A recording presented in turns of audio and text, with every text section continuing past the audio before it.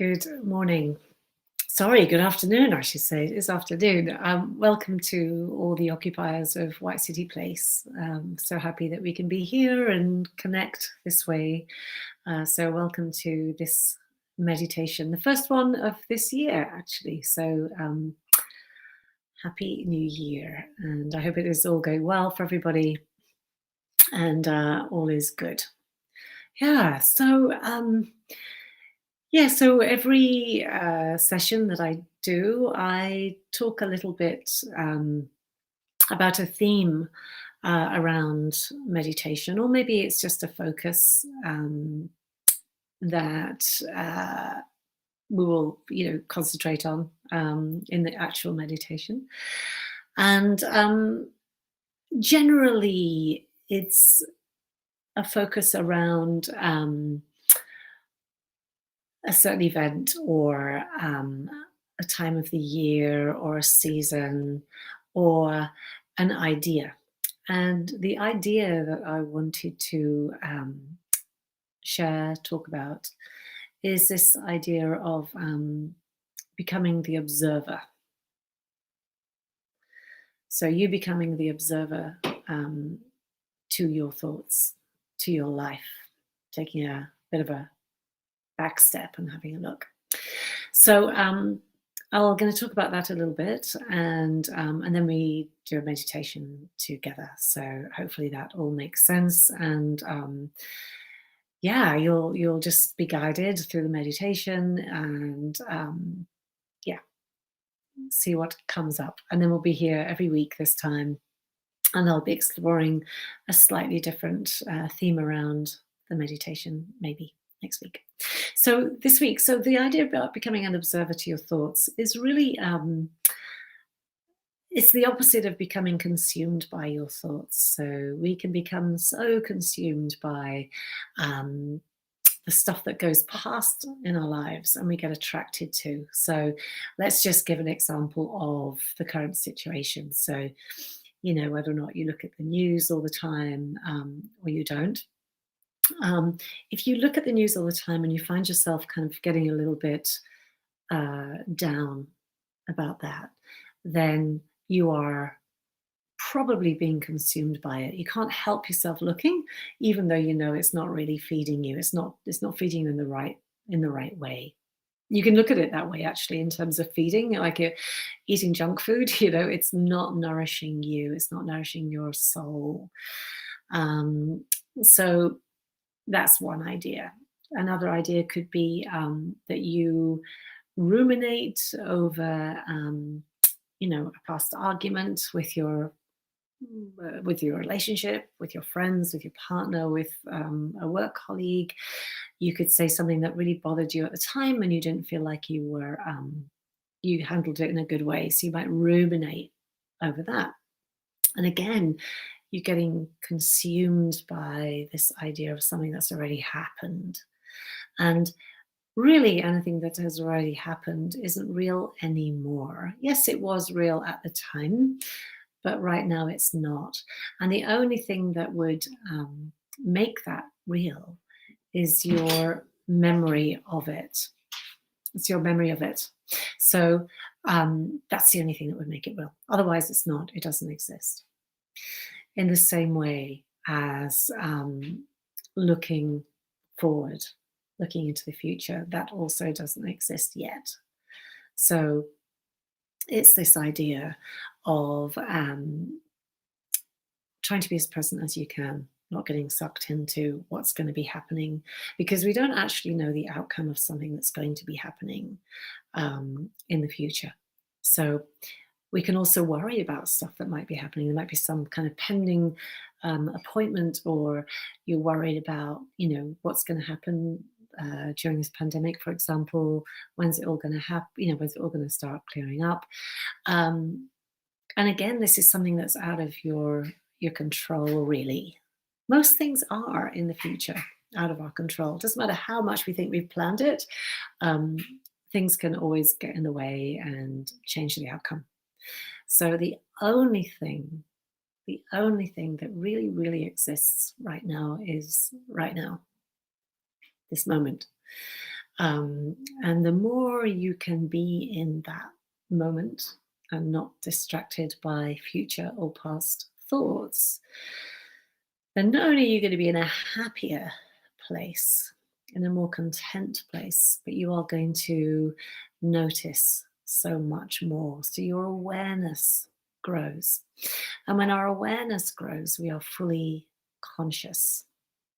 So being conscious just means that it means that you are being 100% aware of what is going on around you right now. Because when you are aware of what is going around you right now, then you can control it.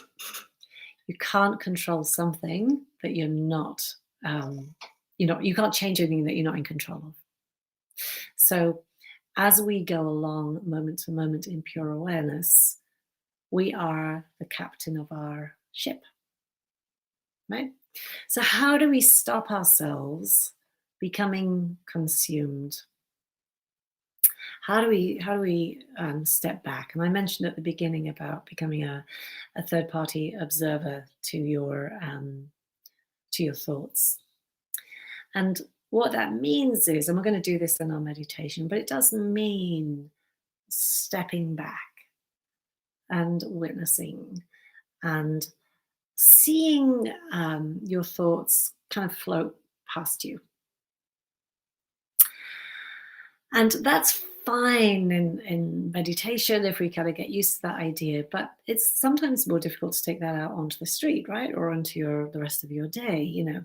But the point is, the more you do that, the more you practice this idea of stepping back, i.e., not getting consumed, the more you start to act that way, become that way in the rest of your life when you're not sitting meditating. So use the meditation as a practice time and a time that will also start rewiring you, your brain, your mind, your consciousness, by rewiring that focus and harnessing the focus on the present moment. The more you do it, the more it will become more accessible when you get off the mat.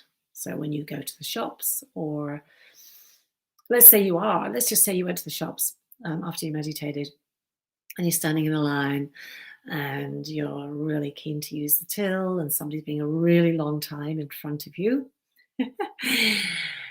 That's one idea of awareness because it's happening right now, right? They're not moving.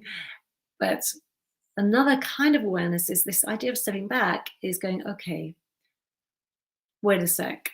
I was about to get consumed by being slightly annoyed at waiting behind this person. So let's just take the awareness to a back step. So, what's happening in my body? Is it really that bad? Am I really in a hurry? Do I really need to get somewhere in the next 2 minutes?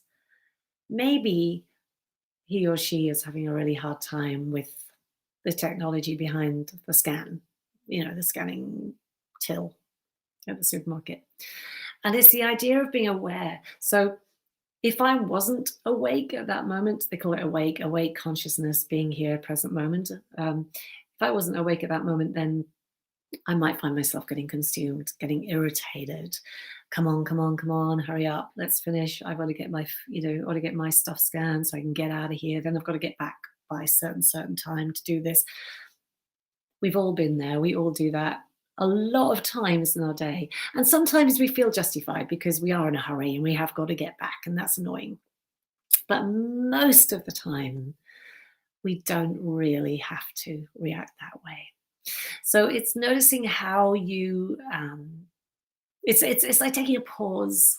You take a little pause, a little beat to stop yourself reacting by noticing. So all those words mean the same thing: noticing, awareness, consciousness, present moment. All right. It's all about not being consumed by future thoughts, by past thoughts, but also not being consumed negatively in the present moment. Now, the opposite of um, behaving negatively in the present moment, i.e., positive, is when you start to notice more.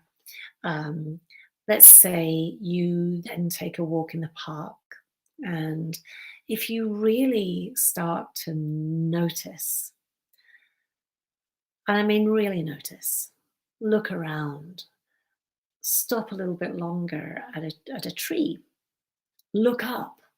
How many times do we not look up? We've normally got our heads down. And you'll notice that often if you meet a friend for a chat and a walk in the park, which is our one social thing we can do at the moment. Um, you might find as you're talking, you kind of had your head down most of the time because you're focusing on what you're saying, and that's all well and good because you needed to see your mate. But how much of the park did you really see? You know, so this might be a really nice way to start, maybe on your own one day soon, walking through the park, for example, and stopping and just looking and looking up. Really look up. Um, trees are incredible. There's a lot of stories about trees, so I won't go into that now, but they are so amazing. And, when you really scan the trunk of a tree and really look right up, not only is it quite incredible how tall they are, and then you notice how blue the sky is. And oh, while you're looking up there, you might spot a lorikeet or, a robin or something like that. And then you congratulate yourself on noticing because you've given yourself the time to just stop and just notice and see. There's so much beauty around us.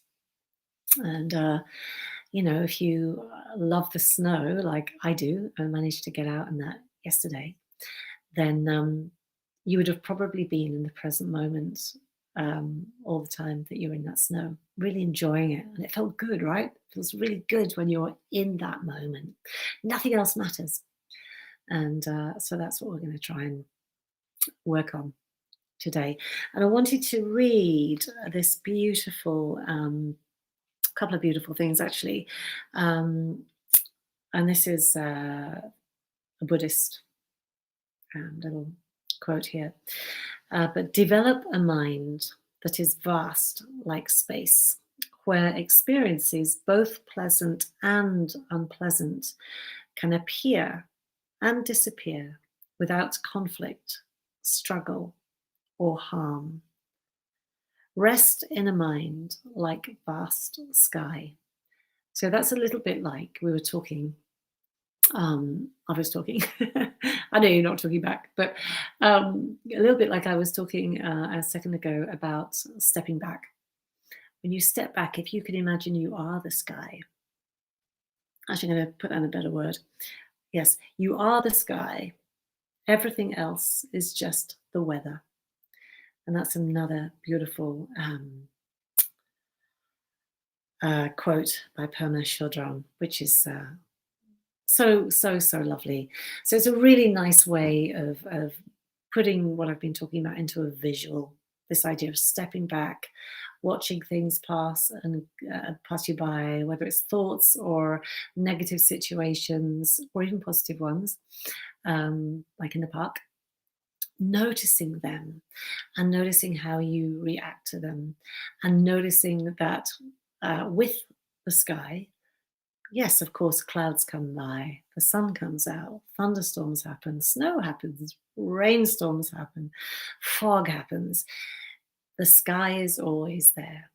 And the sky is always above all these weather conditions. So, again, that's the really nice analogy there that you can be that sky if you step back far enough and don't get consumed by distractions and things that don't serve you. Okay. So that's my little theme for the day. So we're going to use some of that in our meditation. And so I'd like you to please get nice and comfortable now. I'm sitting on a chair if that helps you make a decision about whether you sit on the floor or you don't. Some people love to sit cross-legged. Some people like to sit in a chair. It can be the sofa. It can be on the edge of your bed. It can be up against your bed. It can be on a big cushion. It doesn't matter. What matters is that you're important. You're important, sorry. You are so important. What matters is that you are comfortable. Sorry, it's important that you are comfortable, is what I was trying to say. So be comfortable and be important. That's quite funny that that just came up now, actually. Self talk is negative self talk is something we try and avoid. So any positive self talk is good. I am important. I matter. Anyway, there's a little segue. So, sitting nice and comfortable, close your eyes and just allow yourself to feel right now. So, what does that mean? What am I looking for? Well, you're not really looking actively or searching or doing anything that takes any effort. Really, you're just noticing right now. So, what do I look for? You might notice how you feel if you feel comfortable. If you feel nice and heavy in your limbs and just relaxed, or whether you feel maybe a little bit agitated, or you feel nice and calm. And honestly, neither of them are right or wrong. It doesn't matter. You're just noticing because not every day is going to be the same. Sometimes you will sit to meditate and find that you feel agitated. Other times you'll already feel quite calm. It doesn't matter. You're just noticing. Noticing if you feel comfortable in your body. And while you're noticing that, I'd like you to take your attention to your sacrum. So, right at the bottom of your spine, that really flat piece of bone that sits just between and above your buttocks and at the bottom of your spine. And just notice while you're sitting, without changing anything, just noticing if you feel in the center with that bone. So it could be that you are slightly sloping to the left or the right. Bringing your awareness to the sacrum, knowing that it really is the center point of your body. It separates your left to your right, but it also separates the top of your body to the bottom of your feet. So top of your head to your feet, and your left side, your left leg, your left side of the torso, your left arm, separated from the other side. So that sacrum is right in the middle. So just noticing if you feel as though it is in the middle or if it feels a bit more weighted on one side. Now, if you are comfortable and you notice it is weighted on one side, you don't have to change anything. You're really just noticing. Anything that we do, just approach it with a playfulness. There's nothing serious or judgmental about it. You really are just noticing. It's all that matters. And then, without changing your breath or breathing ratio in any way, see if you can kind of slide in the back door and notice how you're breathing. And I say sliding in the back door because when we start to focus on the breath, we quite often change it and start breathing a certain way. Try not to. Try, and it takes a bit of practice. And that's why I say about sliding in the back door. Just see if you can ease your way into that sensory experience. Just see if you can notice the breath without changing it. And there's many things to look out for. You can notice whether your breath is short or long, deep or shallow. whether your breath is going all the way into the belly or if it's just stopping at the chest, whether you're breathing naturally through your nose or if it's easier through the mouth. You can notice whether or not your breaths feel even in length on each side. So, in other words, if your in breath is the same length as your out breath or not, again, it doesn't matter. We're just harnessing the skill of noticing right now.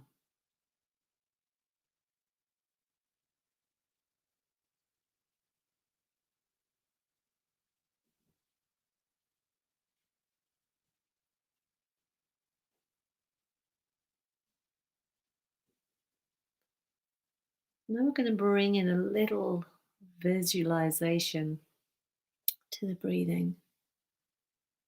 So, whenever you're ready with your next in breath, I want you to visualize it going in and feeling it in through the nostrils, if that's comfortable for you. If the mouth is easier, then that's also fine. Just breathing in the nose or the mouth, traveling with that in breath down the throat into the chest, and feeling this the expanse of the ribs and the belly on the in breath, and then the out breath, just going back the same way it came in. So you got a kind of visual of this breath coming in like a little air tunnel, if you like, coming into the nostrils all the way into the lungs and then out, the same way. And you can give that a bit of a shape if you like. It might be a little kind of crescent, or you might feel it in a straight line. Whatever resonates with you, giving it a little visual as it just eases into the body and out the same way it came in.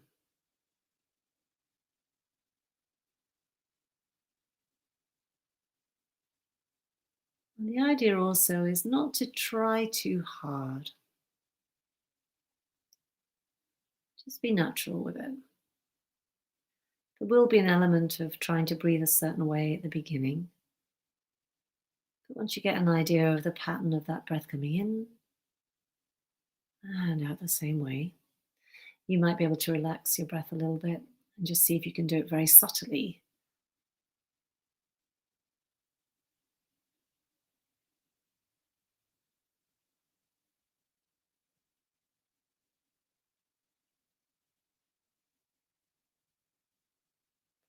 Also, noticing if part of your body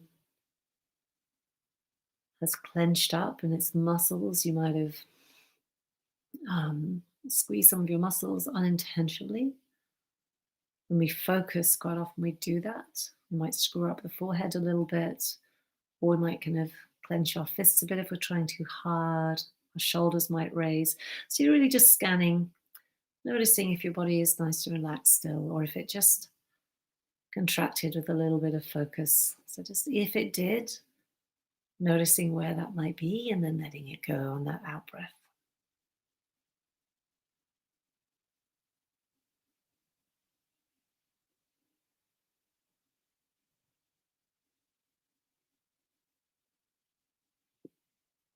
Let's take a couple more like that.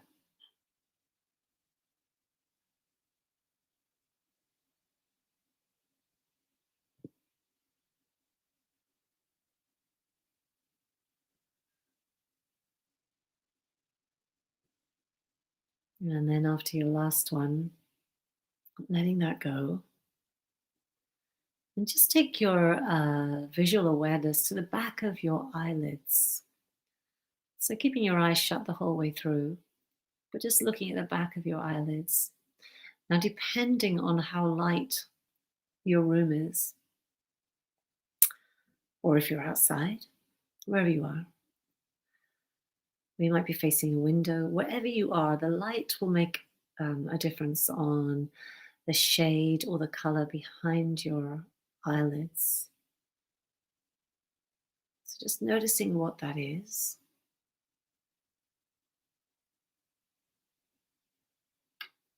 And if you're not facing a window and there's a window in your room, keeping your eyes closed but just moving your head in that direction, you'll notice the light behind the eyelids changing the color behind the eyelids. Now, for a nice focal point, once we do something a few times, that's when the mind starts to get distracted, it gets bored, so it starts thinking about other things. So every time we come back here to the eyelids, you can just say the word color in your mind. And that will prompt you to remember to try and stay with the color that's behind your eyelids now. So we'll just practice that just for a few moments, looking at the back of your eyelids and just gently saying to yourself, color. And see if you can look and maintain the color that's on the back of your eyelids now.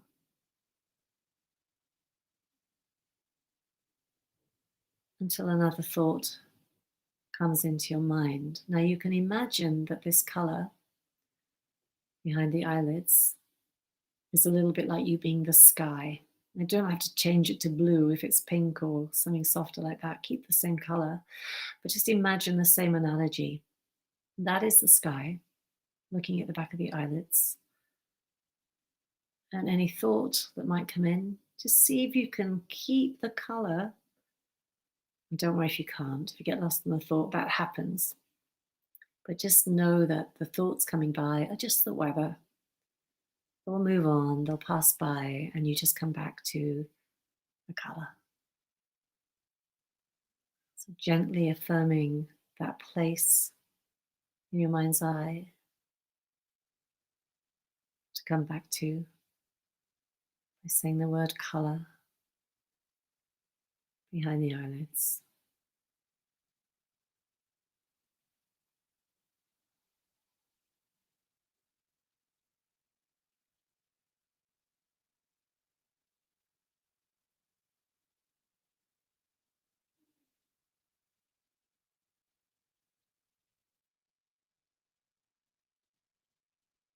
And we will be coming back here a few times in this meditation today. So this is a bit like your base camp, if you like. Or maybe you can even call it your chill out room, where nothing else happens apart from the color. Or it might be the sky for you, this place.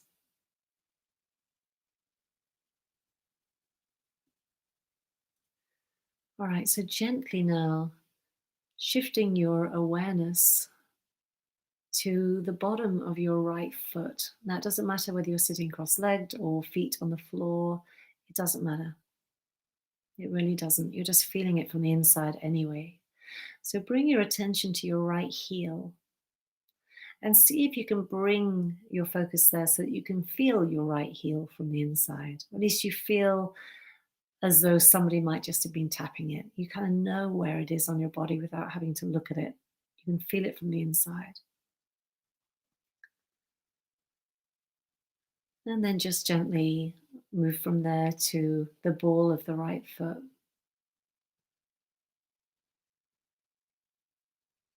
And then the toes, from the big toe to the little toe.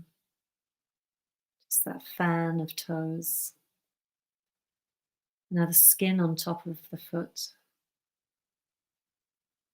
leading up to the ankle. A well-used joint. So really noticing if you can soften there, even if it's just an idea of softening. Or you might be aware of the ankle bones. And then gently moving up the leg and noticing the weight of the calf muscle and the opposing shin bone, how long and straight the shin bone is, and how the calf just kind of hangs off that big heavy muscle there. Gently moving up into the knee, inside the knee. It might feel warm, loose, or it might feel tight. Again, no judgment, but the same idea as with the ankle, just imagining softening there on the inside, just by taking the idea of that into the knee. And then gently moving up the long thigh muscles on the right leg into the right hip socket. And there is another very overused joint in our body, the hips.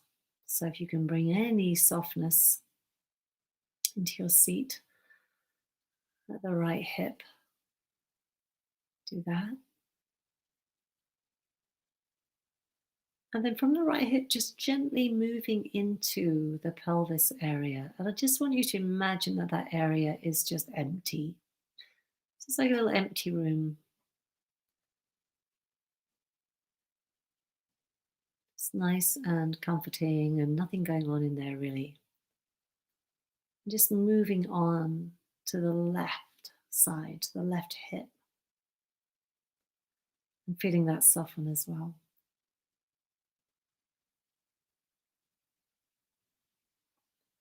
But before you go any further down the left leg, bring your mind's eye back to the sacrum now, right where you started, and see if you feel centered. Now, there's two different ways of feeling centered. One is the physical aspect of not being lopsided, and there is also that feeling of groundedness. So it's got a two-edged meaning. But with the physical, also just noticing now that we've done the right leg, does it feel a little bit empty on the left-hand side? Does it feel any difference at all? And it doesn't matter if there doesn't feel any difference. You're just noticing. So going back to the left hip socket, traveling down the left thigh, those long muscles take you right up to the left knee. Now, rather than going inside the knee, this time we're going to sit on top of the kneecap. Just getting a sense of that, the skin stretched over the kneecap. And how really it feels quite different to the rest of your knee. It's got a very different job. It doesn't need to bend. It just has to slide over the meniscus, the cartilage, to keep that knee safe.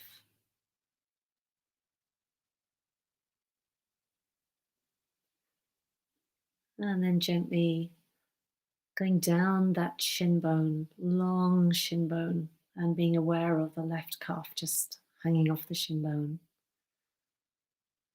all the way into that left ankle. And again, the idea of softening there. Whether you do or you don't, it doesn't matter. You just take the idea of softening into that ankle.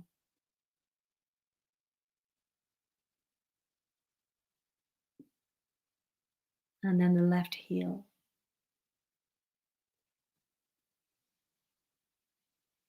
Feeling it from the inside. And then the instep on the left foot. Getting an idea of what that feels like, if it feels flat or if it feels slightly arched. If the skin is smooth there.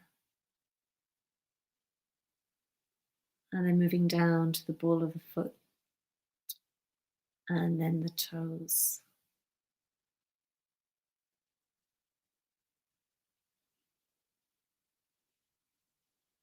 And then take your mind's eye right back to the sacrum again, right in the middle. And if the legs felt a little bit uneven before, do they feel even now? They both had some attention. So from your sacrum, I want you now to take your mind's eye, vertebra by vertebra, up the spine. And it might feel a little bit like you're zipping up a jacket. You know, the sacrum is the bottom of the zip. And you're slowly zipping up, and you might feel you naturally start to straighten your spine as you sit up.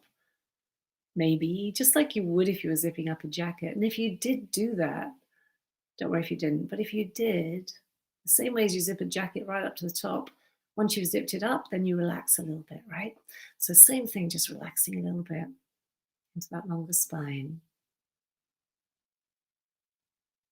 And from the top of that zip at the back, just trace your mind's eye over the back of the head, right over the back of the head, up to the crown of the head, and then down the front. So I want you to relax your forehead as you come down the front of your face.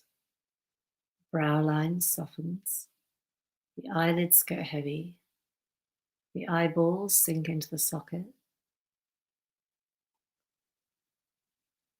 and then you feel your jaw relaxing. Your tongue might just rest on the lower palate behind your teeth.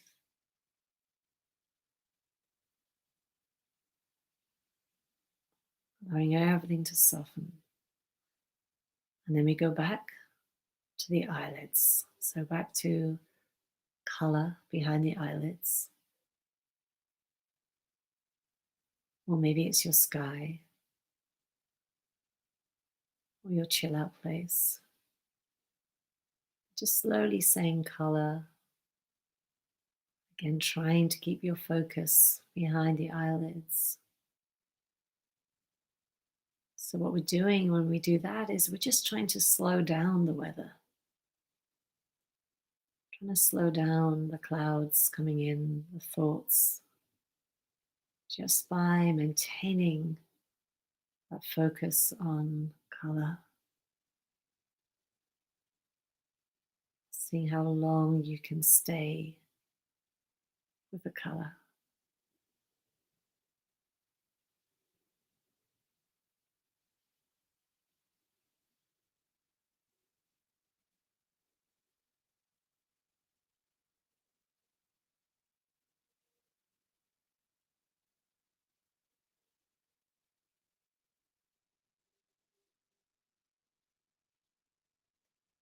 If thoughts come in, remember you are the sky, and you just come straight back to the color again behind your eyelids. Doesn't matter how many times you have to do it. But the idea is that you're just expanding the space or the timeline, if you like, between the thoughts. So the weather slows down a bit. The thoughts slow down over time, over practice. The main focus is the focus. Keeping that awareness behind the eyelids. Now, while you're keeping your focus there, you can take your conscious on a little, very subconscious journey and very subtly notice how the rest of the body is. You can still be looking at the back of the eyelids while you do that. So really this is why the back of the eyelids can be your homepage. Just while you're checking in on the body, has any other part of my body tensed up a bit? Can I relax it even more? There's always more to go.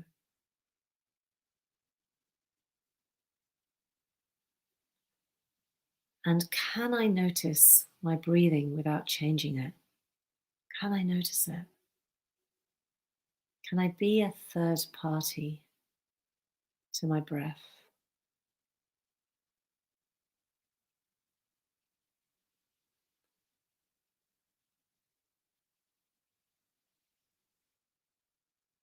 You don't have to breathe a certain way to notice your breath. It's already doing exactly what it needs to do. You're just noticing as a bystander. You don't need to change anything.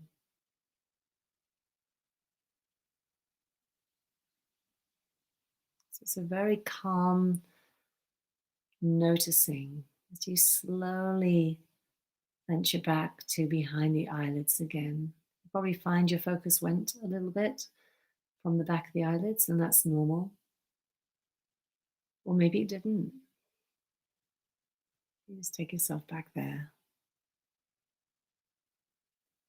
And then you've got this little kind of triangle of things going on. You've got the back of the eyelids as a focus, and you've got a really nice silent observation of how the body feels. Is it still nice and soft? Can it relax more? And a very subtle look, observation at the breath.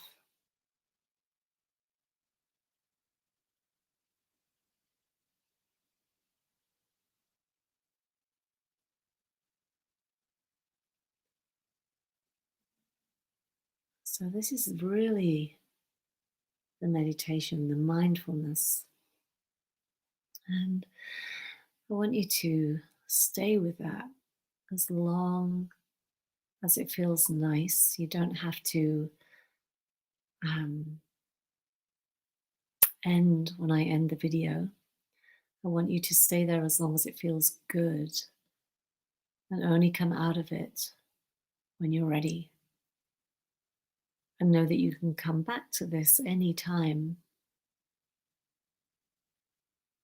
building your awareness.